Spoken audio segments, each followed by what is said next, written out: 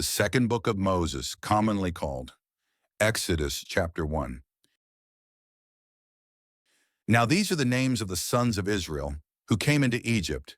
Every man in his household came with Jacob: Reuben, Simeon, Levi, and Judah; Issachar, Zebulun, and Benjamin; Dan and Naphtali; Gad and Asher. All the souls who came out of Jacob's body were 70 souls, and Joseph was in Egypt already. Joseph died, as did all his brothers and all that generation.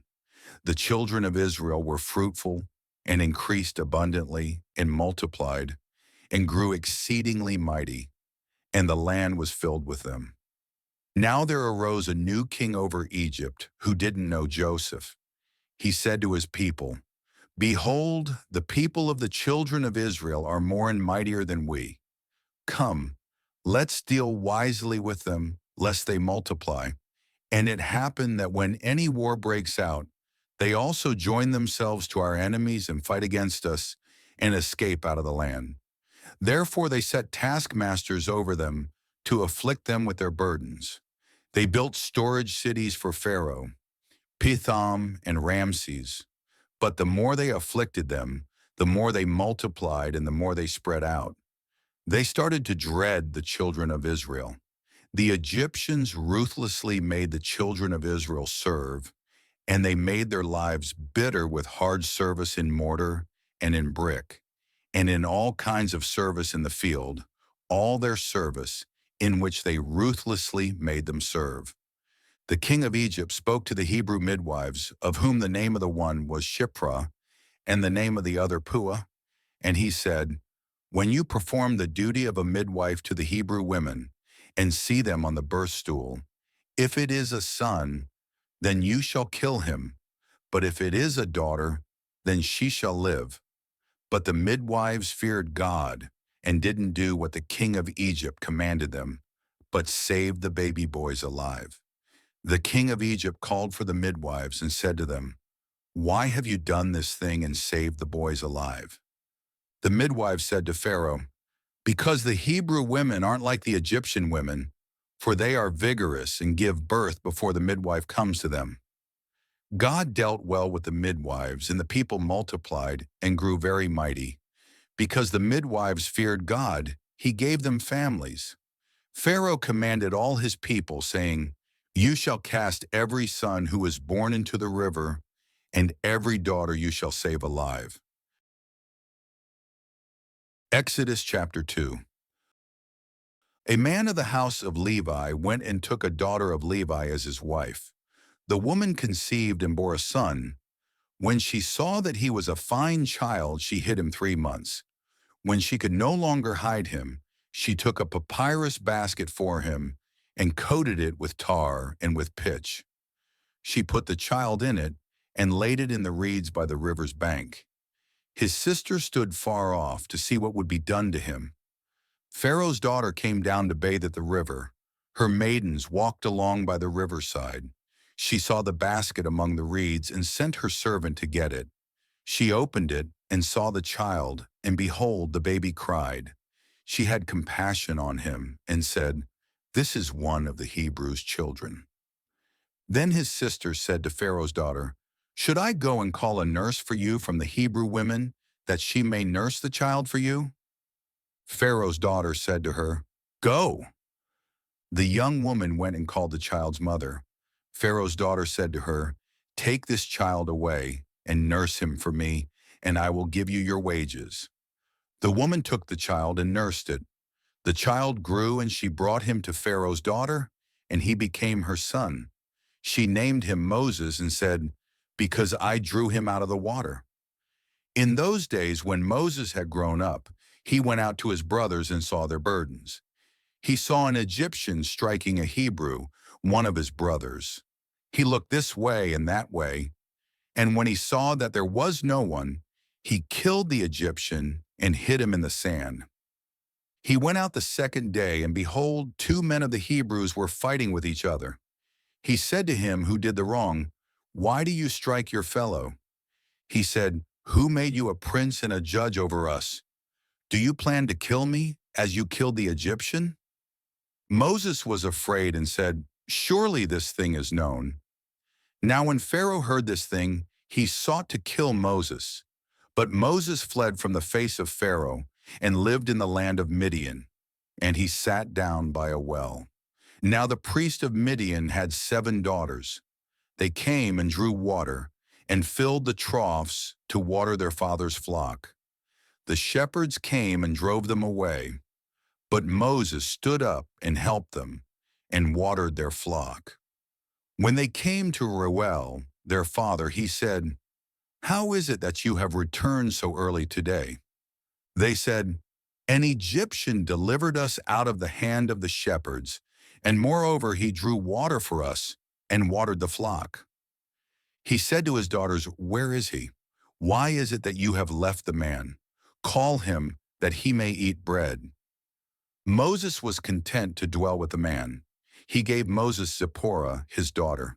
She bore a son, and he named him Gershom, for he said, "I have lived as a foreigner in a foreign land." In the course of those many days the king of Egypt died, and the children of Israel sighed because of the bondage, and they cried, and their cry came up to God because of the bondage. God heard their groaning, and God remembered his covenant with Abraham, with Isaac, and with Jacob. God saw the children of Israel, and God understood. Exodus chapter 3. Now Moses was keeping the flock of Jethro, his father-in-law, the priest of Midian, and he led the flock to the back of the wilderness and came to God's mountain, to Horeb. The Lord's angel appeared to him in a flame of fire out of the middle of a bush. He looked, and behold, the bush burned with fire, and the bush was not consumed. Moses said, "I will go now and see this great sight, why the bush is not burned." When the Lord saw that he came over to see, God called to him out of the middle of the bush and said, "Moses, Moses." He said, "Here I am." He said, "Don't come close, take off your sandals, for the place you are standing on is holy ground." Moreover, he said, "I am the God of your father, the God of Abraham, the God of Isaac, and the God of Jacob." Moses hid his face because he was afraid to look at God. The Lord said, "I have surely seen the affliction of my people who are in Egypt, and have heard their cry because of their taskmasters, for I know their sorrows. I have come down to deliver them out of the hand of the Egyptians, and to bring them up out of that land to a good and large land, to a land flowing with milk and honey, to the place of the Canaanite, the Hittite, the Amorite, the Perizzite, the Hivite, and the Jebusite. Now behold, the cry of the children of Israel has come to me. Moreover, I have seen the oppression with which the Egyptians oppress them. Come now, therefore, and I will send you to Pharaoh, that you may bring my people, the children of Israel, out of Egypt." Moses said to God, "Who am I that I should go to Pharaoh, and that I should bring the children of Israel out of Egypt?" He said, "Certainly I will be with you. This will be the token to you that I have sent you. When you have brought the people out of Egypt, you shall serve God on this mountain." Moses said to God, "Behold, when I come to the children of Israel and tell them, 'The God of your fathers has sent me to you,' and they ask me, 'What is his name?' what should I tell them?"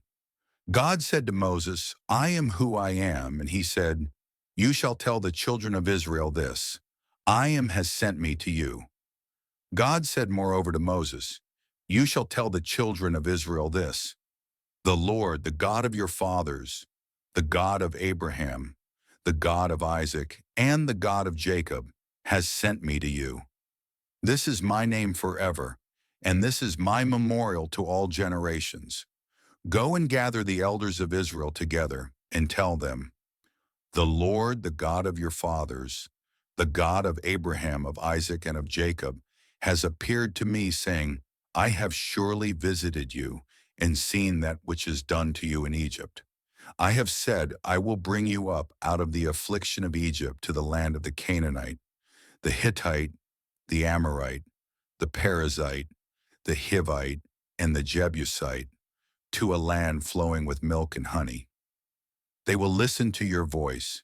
You shall come, you and the elders of Israel, to the king of Egypt, and you shall tell him, the Lord, the God of the Hebrews, has met with us. Now please let us go 3 days' journey into the wilderness, that we may sacrifice to the Lord our God. I know that the king of Egypt won't give you permission to go. No, not by a mighty hand. I will reach out my hand and strike Egypt with all my wonders, which I will do among them, and after that he will let you go.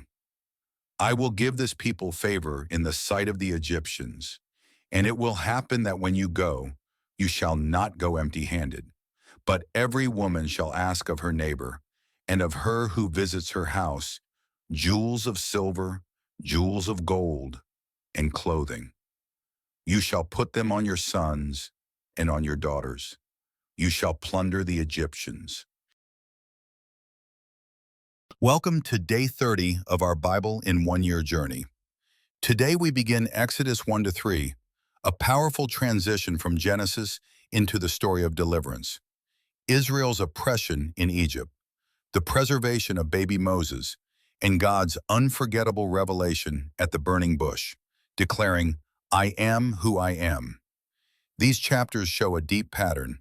While human power tries to crush identity and hope, God quietly preserves life, prepares a deliverer, and calls an ordinary shepherd in the wilderness with one decisive promise: I will be with you.